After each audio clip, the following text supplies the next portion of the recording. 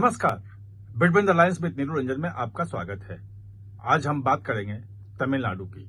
तमिलनाडु में सनातन की लहर चल पड़ी है और गंगई कोंडचोलपुरम, कल प्रधानमंत्री वहां थे और वहां क्या किया और गंगई चोलपुरम का क्या महत्व है, सनातन से क्या रिश्ता है और वहां प्रधानमंत्री के जाते ही कैसे पूरे तमिलनाडु में जो राजनीति का विमर्श है उसके केंद्र में सनातन आ गया और डीएमके और खासतौर पे एमके स्टालिन जो अभी तक सनातन को सांप, बिच्छू और मलेरिया, डेंगू ये सब बोल रहे थे और खत्म करने की बात कर रहे थे, अब सनातन की शरण में आ गए हैं।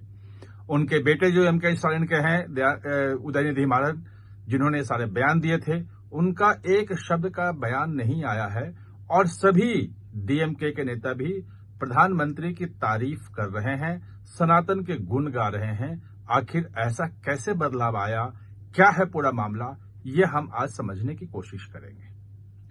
तो दरअसल जो सबसे पहले आपको यह समझना है कि जो गंगई कोंडचोलपुरम है वो है क्या और उसका महत्व क्या है, सनातन से उसका क्या रिश्ता है। अगर ये आप समझ जाएंगे तो प्रधानमंत्री जो वहां गए उस चीज को आप समझ जाएंगे और डीएमके में क्यों हड़कंप मची है, एमके स्टालिन क्यों साष्टांग वहां हो गए हैं, ये भी सब आप समझ जाएंगे।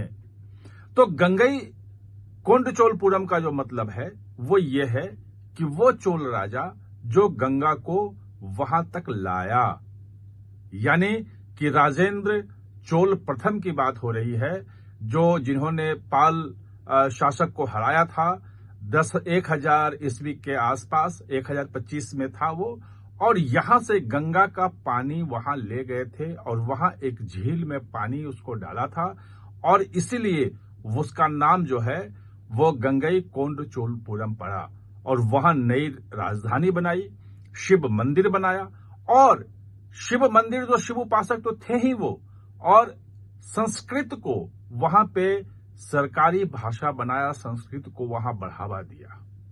आप सोच सकते हैं तमिलनाडु में ये सब कुछ हो रहा था, उस तमिलनाडु में जहां पे सनातन के खिलाफ जो आजादी के पहले ही पेरियार ने जो आंदोलन शुरू किया था और उस आंदोलन के से निकली हुई पार्टी है डीएमके बनी और 1967 से डीएमके वहां पे सत्ता में है और सत्ता में ही नहीं है, मतलब सनातन के खिलाफ पूरे अभियान वहां चला रही है और उत्तर भारत या हिंदी भाषी कह लें, एक पूरा का पूरा उसकी राजनीति के केंद्र में वही है। जो उदयनिधि स्टालिन का जो बयान था, डेंगू, मलेरिया, ये सब जो एड्स बोल रहे थे सनातन को, उसके पीछे वही एक सारी चीजें थी। लेकिन जैसे ही प्रधानमंत्री वहां पहुंचे, वहां पूजा अर्चना की और गंगई कोंडचोलपुरम जो है वो विमर्श के केंद्र में आ गया और ये देखा गया, वहां पे अखबारों में और तमाम मीडिया में खबरें चलने लगी कि भाई 1025 में जिस राजधानी की स्थापना हुई थी, ये एक ऐसा चोल राजा जिसकी सत्ता दक्षिण पूर्व एशिया के देश, जो आजकल कंबोडिया देख रहे हैं, वियतनाम देख रहे हैं आप, मलेशिया देख रहे हैं, इंडोनेशिया देख रहे हैं, जावा, सुमात्रा, जितना भी आप देख रहे हैं, ये श्रीलंका, ये सब के सब उसके साम्राज्य के अधीन थे और किसी भी भारत में किसी भी शासक को आप देख लें, अकबर को देख लें, जिसका भी देख लें, उससे कहीं अधिक बड़ी जो है वो उसका साम्राज्य था।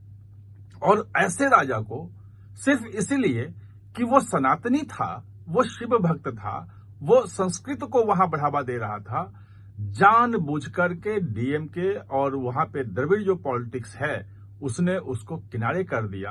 वहां बिल्कुल नेग्लेक्ट था, वहां की झील जो है वो बिल्कुल एकदम भर गई थी, बदबूदार थी, वहां कहीं कोई सुविधा ही नहीं थी।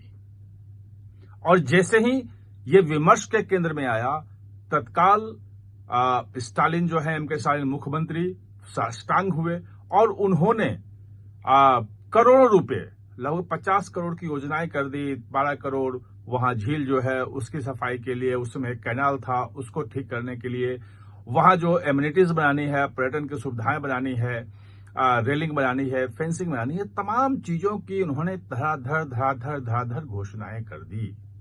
आखिर एक जो सनातन का विरोधी जिस पार्टी का पूरा इतिहास रहा है, जिसके नेता सनातन को खत्म करने की बात करते रहे हैं, उसका इस ढंग से आना एक बहुत बड़ी बात है। और खास तौर पे अगले साल अप्रैल में चुनाव है वहां पे विधानसभा का, और विधानसभा चुनाव के पहले आपने देखा है कि हिंदी विरोध को स्टालिन ने अपना एक एजेंडा, चुनावी एजेंडा सेट करने की कोशिश की।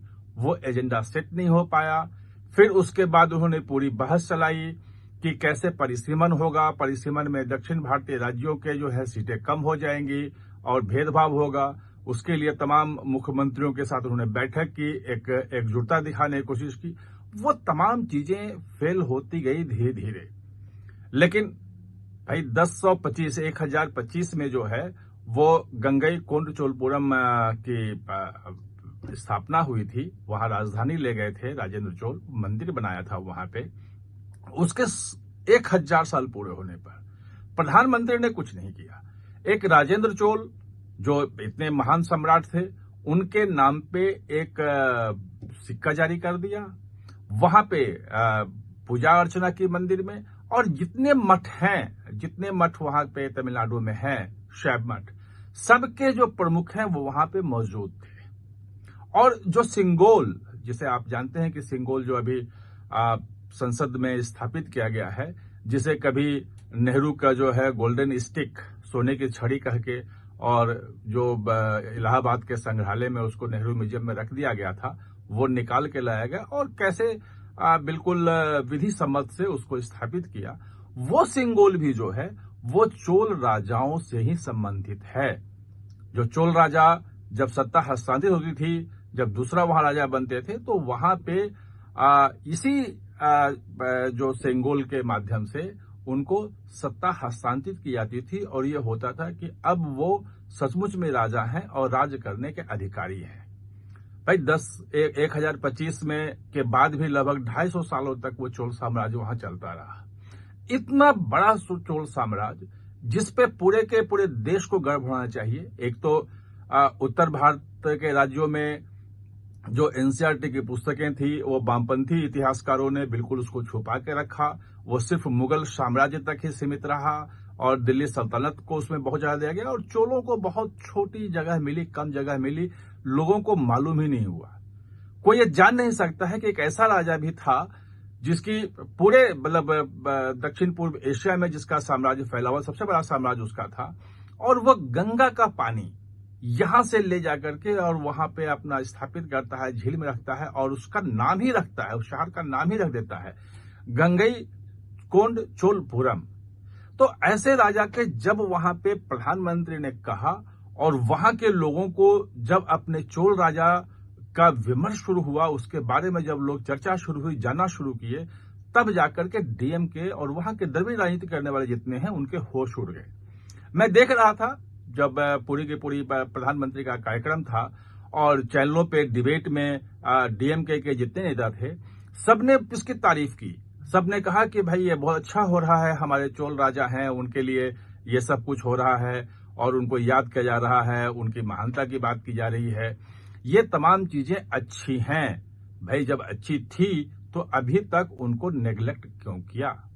क्यों उनको किनारे किए रखा? क्यों चोल राजाओं को कभी कुछ नहीं किया?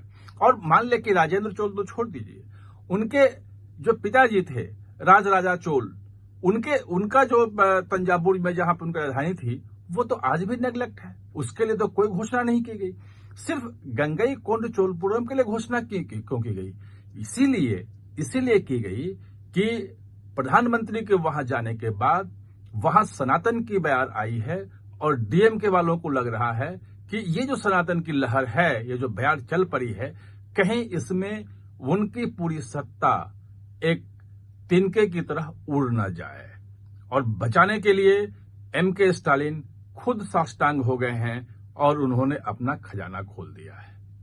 आप हमारे साथ चर्चा में जुड़े, इसके लिए बहुत बहुत धन्यवाद। और हाँ, चैनल को सब्सक्राइब करना ना भूलें, इसका बेल आइकन दबाएं ताकि नया वीडियो कोई भी आए तो उसका नोटिफिकेशन समय पे आपको मिल जाए।